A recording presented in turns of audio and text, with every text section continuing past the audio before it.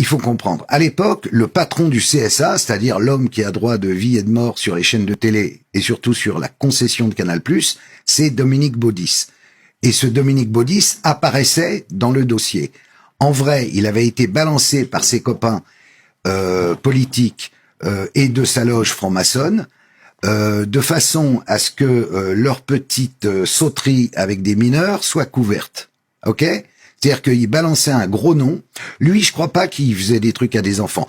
Il allait évidemment dans des soirées, des partous, des machins, ok, très bien, il faisait ce qu'il voulait, c'était un adulte, avec des adultes. Mais il se trouve que dans ces soirées, il y avait également des mineurs, des petites mineurs, qui étaient amenés là pourquoi ? Pour un truc vieux comme le monde, le chantage sexuel. Ok ? Le compromat, comme on dit. Ça veut dire pour tenir quelqu'un, tu vois, on fait une soirée, je te dis ce soir, viens, on fait une soirée sympa. Allez, on va fumer des petits joints, on va boire un coup. Ah, il y a des filles, c'est sympa. Mais il y a un moment, les mecs, ils savent plus où ils habitent. Et le problème qu'il y a, c'est que après, il y en a d'autres qui étaient là, puis ils ont filmé, ils ont fait des photos et ils les tiennent. Et ça existe depuis que l'affaire Epstein, c'est la même chose, à un autre niveau. C'est toujours la même histoire.